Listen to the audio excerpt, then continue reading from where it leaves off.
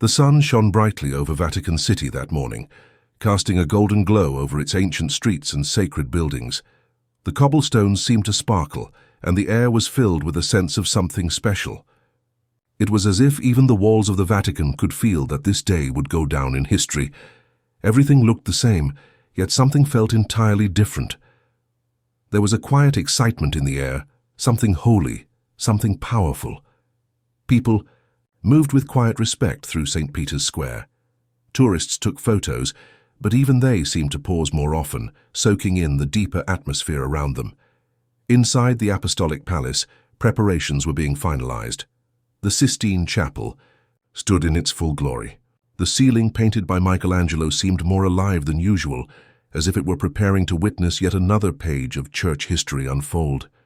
The frescoes told stories of creation, judgment, and divine love, and today they would witness a moment that would add another layer of meaning to their timeless beauty. Within those sacred walls, the College of Cardinals gathered, each wearing the striking red robes that symbolized their commitment to the Church. They came from every continent, bringing with them the voices of the faithful from every corner of the globe. Though their languages and cultures varied, they were united by one purpose: to serve God and guide His people.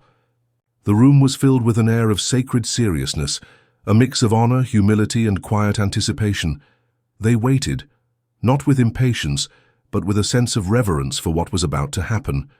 It wasn't just another day at the Vatican. It wasn't just another ceremony.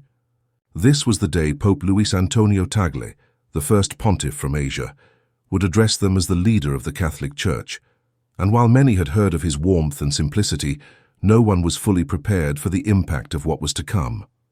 When the grand doors of the Sistine Chapel slowly opened, a deep silence fell across the room. It was a silence not out of fear, but out of awe, the kind of silence that happens when something sacred enters a space. Pope Tagle stepped into view, dressed in a simple white cassock, without any grandeur or extravagance. There were no elaborate gestures, no dramatic announcements, just a humble man walking into a room with a heart full of purpose. As he walked down the aisle, his eyes met those of the cardinals. There was a gentle smile on his face, calm and filled with peace. He nodded in acknowledgement, his presence speaking more than words ever could. In that moment, it wasn't the robes or the setting that held attention. It was the sincerity in his gaze, the humility in his posture, the quiet strength in his steps. Standing before the altar, he paused. He closed his eyes and said a silent, "Prete." No one knew the exact words he spoke in his heart, but the effect was clear. The room, already filled with solemnity, felt even more still. When he opened his eyes and raised his hands to give a blessing, it was as though light itself had been poured into the chapel. His blessing wasn't just a tradition, it was a moment of unity, of shared purpose, of collective hope. Then he began to speak. His voice was soft yet steady. There was no hint of performance in it. He didn't speak like a man trying to impress a crowd. He spoke like a shepherd addressing his flock. His words weren't filled with complex theology or heavy doctrine. Instead, they were simple but full of meaning. He spoke of love, not as a distant idea, but as a lived reality. He spoke of shared, human experiences, of joys and pains that unite us all. He talked about humility, the kind that allows leaders to listen more than they speak. He talked about compassion, about being present with those who are suffering, about leading not with authority, but with understanding. And then something remarkable happened. As he spoke, a tear welled up in his eye. It wasn't planned, it wasn't rehearsed. It simply happened, honest and real. The tear rolled slowly down his cheek, and in that moment, the grandeur of the Sistine Chapel faded behind the power of pure humanity. That single tear spoke louder than any speech. It showed a man who carried the weight of the world not with pride, but with love.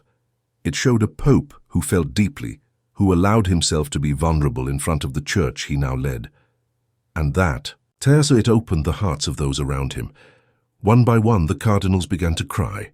Some tried to hold it in, wiping their eyes discreetly. Others let the tears fall freely, unashamed. These were not tears of sadness. They were tears of connection, tears of a shared burden, tears of gratitude. In that one moment, the centuries of formality and tradition that often define Vatican ceremonies gave way to something even older, even deeper. The truth of human feeling. Outside the chapel, news of the moment spread like wildfire. Images of Pope Tagle's tearful address were shared across the globe. Social media lit up with posts of admiration and support. From Catholics and non-Catholics alike, people were moved by what they saw. The world, tired of masks and distant leaders, saw something real, and it responded. The tear of Pope Tagle became a symbol of something beautiful, the power of vulnerability, the strength found in gentleness. Back in the Philippines, the celebration was unlike anything seen in years. Churches overflowed with people. Special masses were held, streets filled with music and prayer. From the big cities like Manila to the smallest villages in the provinces, the Filipino people rejoiced. They saw in Pope Tagle not just a leader, but a reflection of their own values, humility, faith, love for others. For many, it was a dream come true. A son of the Philippines had risen to the highest seat in the Catholic Church, and he had done it with grace, with kindness, with authenticity.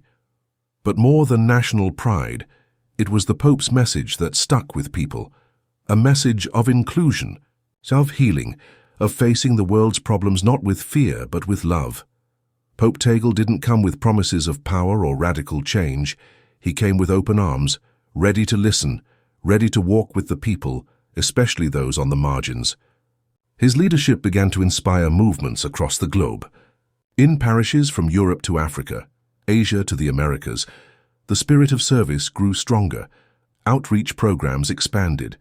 People began to ask what they could do to live out the Pope's message in their own lives. Unity marches were organized. Interfaith dialogues became more common.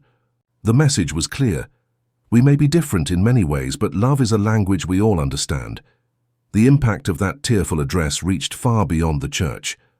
Politicians, activists, students, and everyday people saw in Pope Tagle a different kind of leader, one who didn't hide behind a mask, one who wasn't afraid to show emotion, one who reminded the world that it's okay to care deeply.